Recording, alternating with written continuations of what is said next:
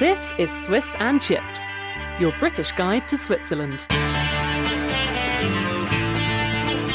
Hello and welcome to Swiss and Chips. I'm Jo Fay. And I'm Simon Sried. And today we're going to be talking about the weather in Switzerland because it's absolutely scorcho outside. Yeah, it's really hot. Really hot, and also really hot inside, we should say.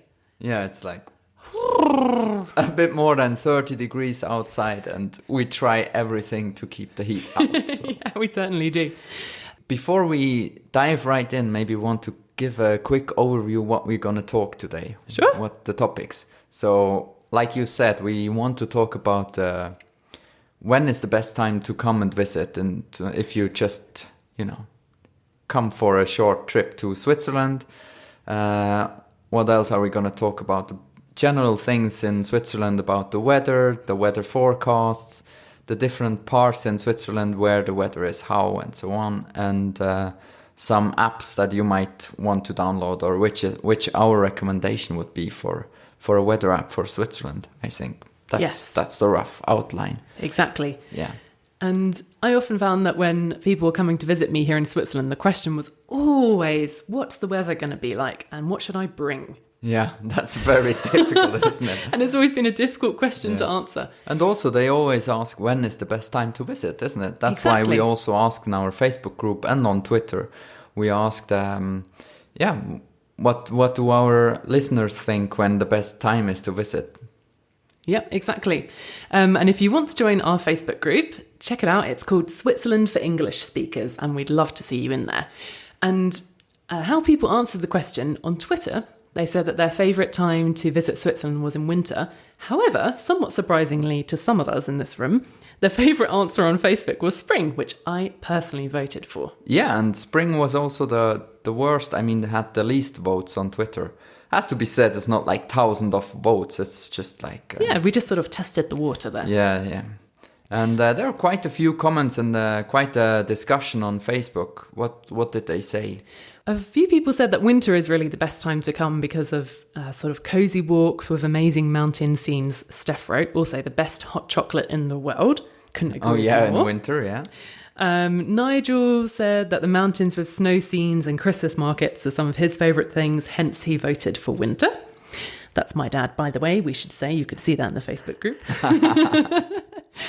But Richard wrote and said that he voted for summer, as that's his most recent experience. But he's also visited in winter a few times in his childhood and would really like to come again. However, and I think this is a common problem with people from England, it's really, really cold here and lots of people don't want to come to Switzerland when it's so cold unless they're coming for skiing. Yeah. And also, obviously then you want it to be quite also cold. Maybe depends where you come from. You don't have all the proper clothes and so on. Yeah, exactly. Yeah. But Richard has a really, really nice comment here and he's a big fan, so... Hello, Richard! Hi, Richard! And what else do we have? Oh, and one person, Will, wrote, that's a trick question, which I think is a really good answer because obviously all seasons in Switzerland are really nice. So it's quite hard to choose between. And finally, Eric also wrote, he's only been here in spring and mostly summer. So I guess that's why he answered either spring or summer. And he did also say, apart from a horrible heat wave during the summer, he absolutely loved both seasons. Mm-hmm. All four, has to be said.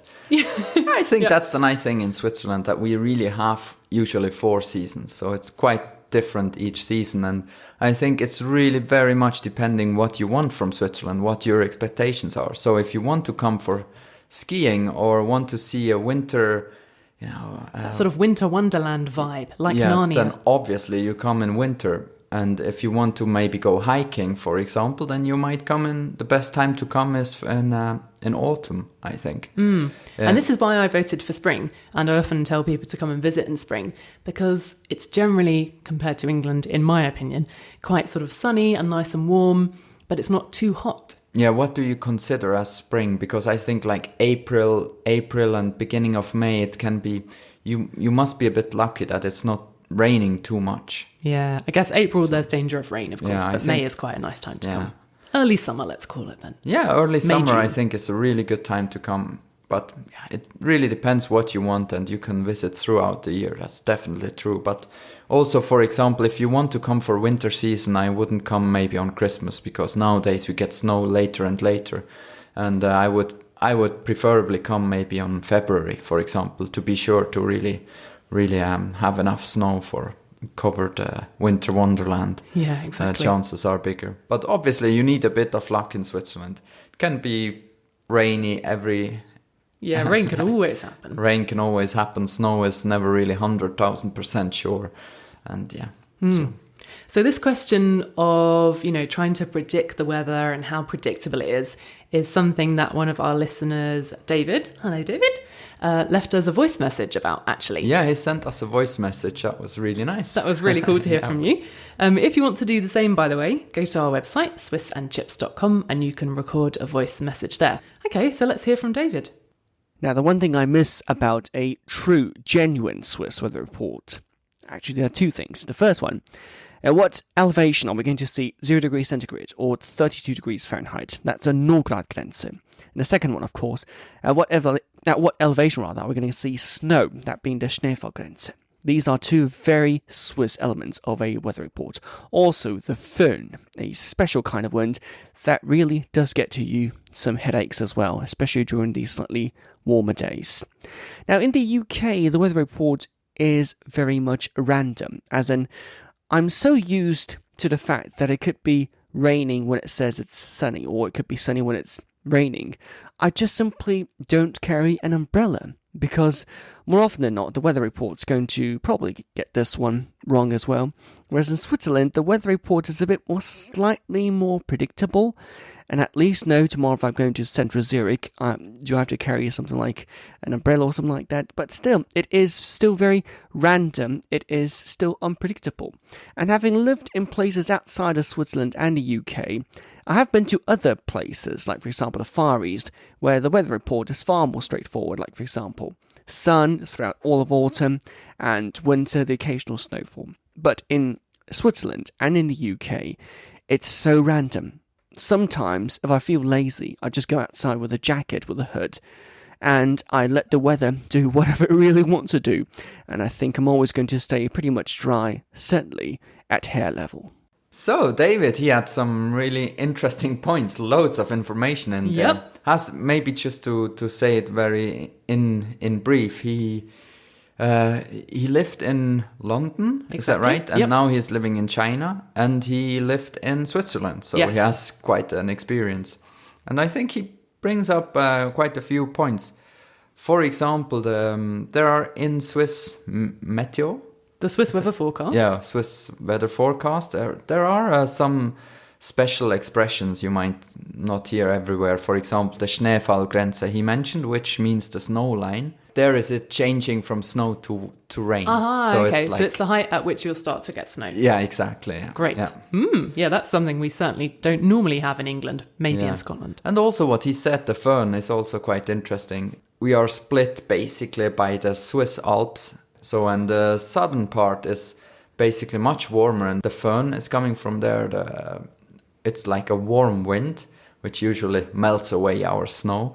And many people get headache from that wind. Yeah. And we have also the counterpart. It's called the Bise, and it's a very cold wind. It's coming from the north. Mm-hmm. So that's these two winds that are very often mentioned in the weather forecast. Yeah, so basically there's two different types of wind, and they each have a name. This was a completely new concept to me when I came here and heard the weather forecast, and I thought, what are people talking about with this wind thing? Yeah. But it's quite often spoken about, has to be said. Yeah, very often. And you can also feel it in day life. You don't need to know, is it today föhn or Bise? You just can feel it because the Bise is very... It's biting cold. Yeah, it's very cold, and the föhn is really like a föhn. How is a föhn called in English? Hairdryer. Aha! Yeah. Now it all makes sense. Okay, so right, got it. See, I told you this was a giant mystery to me. Yeah. Okay. I think what he brings up is an interesting topic, that the weather forecast in Switzerland is not extremely accurate sometimes because, well, that's a discussion point. Some people true. Might say, yeah, it's very good, but it all depends on your perspective, doesn't it? Yeah, it's true. So I think it's very difficult to have the local weather, because we have so many mountains, so many lakes, and so many rivers where all the wind and everything is just very difficult to forecast compared to maybe a desert where it just everything is the same. Yeah. So with us, it's often like a wave of rain is coming, but it's like small rain spots, and they can't really say is it exactly at your spot gonna rain or not, except if it's gonna rain all over Switzerland. They can say it's coming at 4 a.m. or whatever. Yeah. So yeah, that's quite difficult to tell, and that's why they split also the weather usually in the weather forecast in these parts, like southern Switzerland, northern Switzerland, and the Alps, and also we also have the I think we call it the plains. Yeah, This so sort it's of a flat part of the country that so goes across the usually- middle. Exactly. So usually these parts are always a bit different weather. And in the Alps, obviously, it's cooler and more often rain.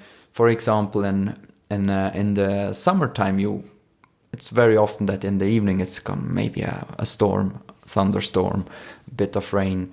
And compared to in winter, where in the Alps the weather is made, especially from the Bise, influences lots of the weather. So the Bise blows away the clouds, and then you have very often in the Alps blue sky, and lower down in Bern you might have a bit of fog, especially closer to the lakes. You will have very often foggy days, like throughout February and so on. You will have fog from the lake, but in the Alps it's very nice weather. That's why in winter many people from lower Switzerland, they go skiing or hiking or something to get out of the clouds, to get above and the clouds. Yeah, exactly, and then they see the sea clouds. How do you say? Yes. What do you call it? The Nebelmeer, Nebelmeer, which translates as fog sea. Yeah, exactly. It's basically when you're high up in the mountains, then you can look down and just see clouds covering lower areas. I'm sure most have seen it from a plane, for example. Exactly. So, that's a bit the specialities, I would say. So if you are trying to look up the weather where you're going for the day, for example, or you just want a vague idea of what's going to be happening where you are, there's a couple of different weather apps that bring various different advantages. And I think the most commonly used one is Météo Suisse. That's the weather forecasting group from Switzerland. And they have an app as well, which is quite useful. In that app, you can have a look on the weather map. So you can scroll along the timeline like half an hour back or 12 hours in advance, and you see the rain is coming, when roughly and where and so on. So it gives you quite a good idea. And you have a pollen forecasting. Pollen forecast, yeah. Mm-hmm. So you can see what kind of pollen is going to be strong on which day and where in particular. Yeah, that's quite cool. Yeah.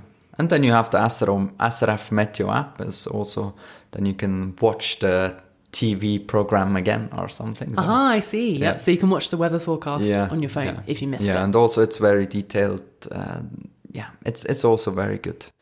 Also, one app which I used, it's called Raincoat, and the only thing it does, it tells you 15 minutes in advance when it's gonna rain. And for example, when you travel in the US or somewhere, it works really good. Yeah. It really tells you very, very accurate on the minute. It's gonna rain in 15 minutes. In Switzerland, it works not so good. Yeah. I must say. Like I said before, very often you have this rain circles coming. Rain band. Yeah, and it might hit you or might just not. So that's why I guess it's not working so very well. So like I said, I would just download one app, maybe the Meteo Suisse, and that would be my app of choice for the weather, has to be said. Yeah. So what do you think? Was this a good overview of the Swiss weather, or did I confuse you more than you were at the beginning? Where to begin? No, I think the weather is one thing that Switzerland and England have in common when it comes to the weather is that it's changeable and the people there love to talk about it. That's two things. True. And it's raining a lot. Yeah, I would say people quite often ask me what's the difference between the weather in Switzerland and England. Oh yeah, that's very often a question. Yeah. I normally say the thing is they're quite similar. If it's cold in England, it's probably cold here. It's just that in Switzerland we experience the weather in more extreme ways. You know, if it's cold in Switzerland, it will be colder than in England. Or if it rains heavier. The thunderstorms are louder. You know, it goes on for longer. The summer is just a bit hotter. It's not dramatically different, but everything is more exaggerated. Yeah. We might have a little bit of snow in England, but then it snows a lot more here and stays for longer. Yeah, I think that might be true, but what the thing is, we are also quite well prepared, I think. If you come for a visit and there will be a thunderstorm, then, our houses are quite well built. And we also wouldn't get knocked down by a thunderstorm. I know, but I just think, don't be scared if they say on the weather forecast, there will be heavy thunderstorms and lots of snow or whatever. Yeah. When you see all these avalanche forecast, or in winter 2 meters of snow, that's nothing to be scared That's about, a big because difference. everything is prepared. For example, if it snows like 2 meters in the Alps, then that's not really a big problem, because everything is prepared there for the snow. Yeah, exactly. But whereas when we went to England last year during the winter and there was lots of snow predicted, I knew that it was potentially going to be chaos if that snow really came. Yeah. But here, if lots of snow comes, it's pretty much okay. In the cities, they have a few problems because cities, obviously if they're snow also falls fast, Yeah. it's natural. It takes time to clear it away before buses and trams can travel normally. Yeah. But it's not widespread panic outbreak like it is in England. I think the only thing is that we are not well prepared for the big heat now at the moment. So we don't have really the air conditioning in the houses anyway. Yeah, and that's also true. I don't think, if you come in July or August, I would recommend to have a closer look if your hotel has an air condition, because Yeah. I don't think that most hotels will have one. I'm not sure, but I don't think so, because it's not really needed here. No, exactly. I think places that generally have a lot of hot weather, they have air conditioning. But, like in England, Yeah. we'll have a heat wave maybe for a few days or something, Yeah. maybe a few weeks at the moment, but generally not. So also fans aren't that widespread in England, but you'll probably have a fan here, I guess. Yeah, I think so. A fan is in cities, it's quite common, but also in hotels, I'm not sure. But anyway, you can buy one everywhere at the moment. And, if you're lucky, if they're not all sold out. Yeah. And that's, if you really like the heat, I would recommend to come like between 20th of July and 20th of August, and it's the hot time in Switzerland. Yeah. Good. All right. So I hope you have liked what you've heard during this episode. If you have something you would like to say to us, give us some feedback, or maybe you've got a view on what the weather is like in Switzerland compared to where you live, or you I see some think kind that- of difference or yeah, similarity I would be between very England interested and to know. Switzerland, that would be really great. You can go to swissandchips.com, our website, and you can leave us a voice message there, and we'll play it on the show next week. Yeah, I think that I would be really interested to know how the weather is at your place where you are listening compared to Switzerland, or what you have heard now. Yes, so thanks for listening. And if you like what you hear, don't forget to take a few seconds and leave us a review on iTunes as well. We'd be eternally grateful. And come and join our Facebook group. Switzerland for English speakers. Yeah, We'll see you in thanks there. to everyone who is already there. It's really nice of you. Hear you in 2 weeks. Bye. Bye.